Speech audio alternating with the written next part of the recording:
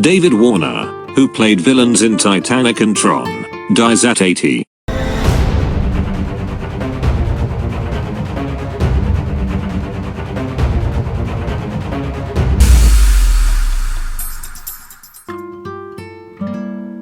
David Warner, known for his villainous turns in Titanic, Tron and Time Bandits, among others, has died at age 80, his family said. David Warner, an English actor who played villainous supporting characters with aplomb in films like Titanic and Tron, died over the weekend. He was 80. Warner died from a cancer-related illness, his family said in a statement shared by his talent agency with CNN. He'd been sick for 18 months, his family wrote, and approached his diagnosis with a characteristic grace and dignity. His was a prolific career that spanned more than 50 years, from horror classics to Oscar winners, from beloved animated series to a Disney musical. There was hardly a genre of film he didn't leave mark on, he acknowledged in a 2017 interview with the AV Club. I've done war pictures, I've done westerns, I've done sci-fi.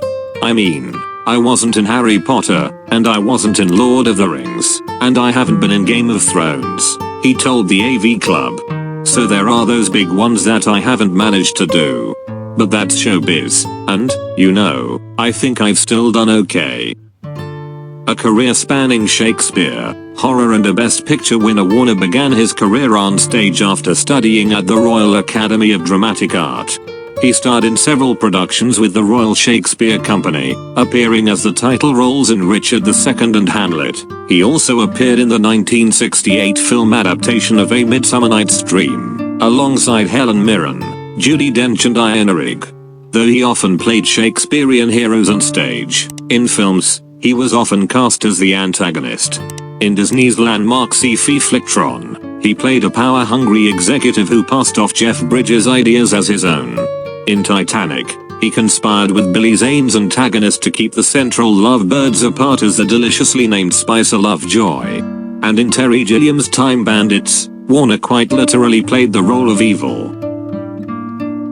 David Warner, right, played Spicer Lovejoy in Titanic, a snide companion to Billy Zane's Caldean Hockley.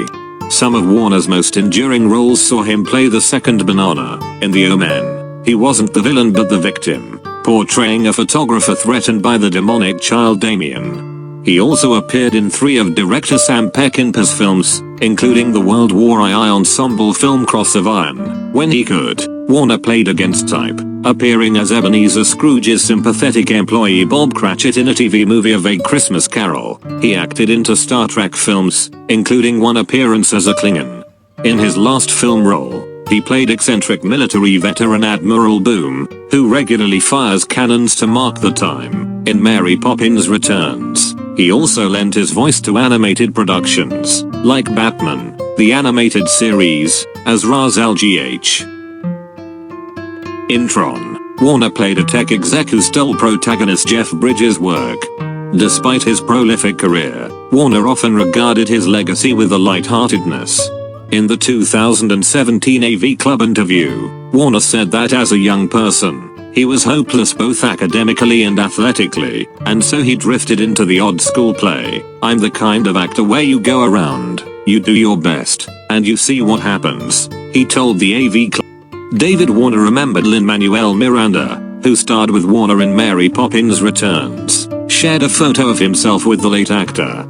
So glad to have been able to express my admiration for David Warner's incredible versatility and career in our time together on set, Miranda wrote on Twitter. My goodness, what a life and legacy. The Royal Shakespeare Company remembered Warner as he was in 1965, when he played Hamlet as a tortured student in his long orange scarf. David seemed the epitome of 1960s youth, and caught the radical spirit of a turbulent age, said the company's artistic director emeritus Gregory Doran. He was a generous spirit, a kind man, and a huge talent. Warner is survived by his partner Lisa Bowerman, son Luke and his many gold dust friends, among others, his family wrote in their statement.